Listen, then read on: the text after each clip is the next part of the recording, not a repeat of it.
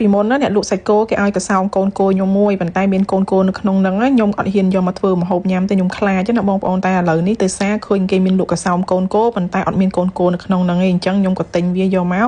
សាកធ្វើម្ហូបញ៉ាំណាបងប្អូនគឺខ្ញុំយកកសោកូនគោនេះយកទៅស្ងោរវាឲ្យផុយគឺដាក់គល់ស្ក្រៃស្លឹកក្រូចអីស្ងោរឲ្យផុយ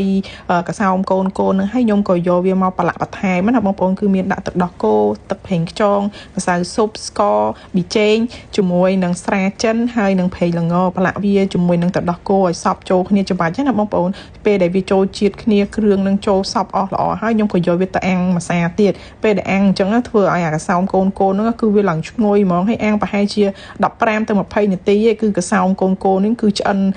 ខាងក្រៅក្រៀមល្អអញ្ចឹងតែប៉ុណ្្នឹងគឺរួចរាល់ហើយខ្ញុំក៏មកសាកញ៉ាំកសោកូនគោនេះគឺញ៉ាំលើកទី1ណាបងប្អូនថាចាំមើលរសជាតិវាយ៉ាងម៉េចដែរកសោកូនគោអាំងឆ្អិនហើយបងប្អូនមួយតំណងនេះ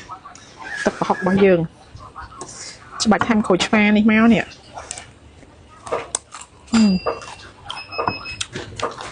ខ្ញុំមកញ៉ាំកសោកូនគោលើកមុនខ្ញុំអត់ដែរហ៊ានញ៉ាំទេណាបងប្អូនដោយសារវាមានកូនគោក្នុងហ្នឹងតែនេះគេយកកូនគោចេញមានតែកសោមវាបើនិយាយខ្លះអានេះដូចជាគេហៅថាស្បូនគោនេះគេថានេះដូចពងទាកូនเนาะឥឡូវខ្ញុំមកសាក់លក់ជ្រលក់មួយទឹកប្រហុកនេះ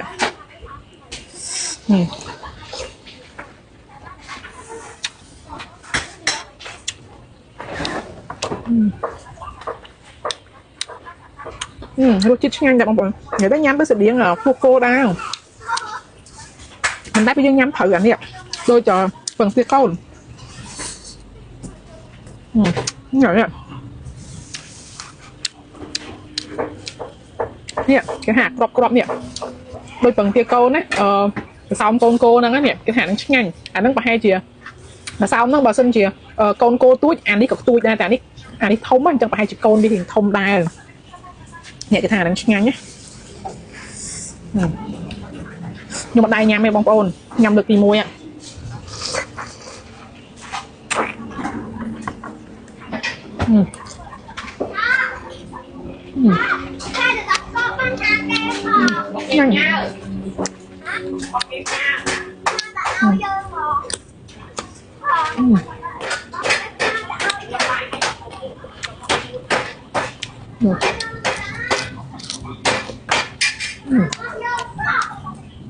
ឆ្ងាញ់បងប្អូនតែអ្នកអត់ហ៊ានញ៉ាំនៅតែអត់ហ៊ានញ៉ាំតែខ្ញុំអាចញ៉ាំបាន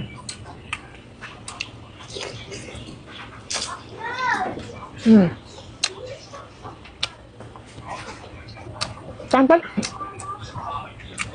វាហៀងស្វិតអាសន្ទះនេះអានេះស្វិតអាហ្នឹងតែបើសិនជាអាសោមអានេះអាមូនេះអត់ស្វិតវាផុយមកដូចពងទាកូនហ្នឹង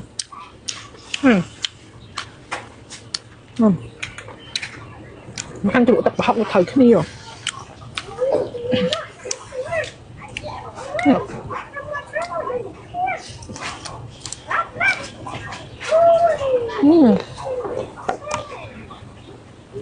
អានេះទូចនេះ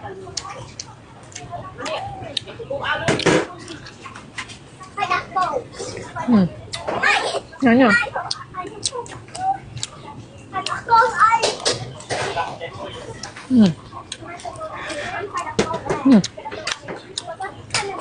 បើសៅមកធំណាបងប្អូននេះយកមកប្រឡាក់គ្រឿងឲ្យអាំងមួយចាមកឲ្យពពុះបាត់អត់ដៃម៉ាក់ប្រឡាក់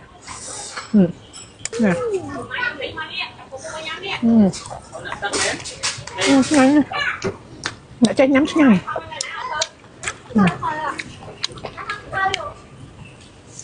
មួយទឹកប្រហុកត្រូវគ្នានេះ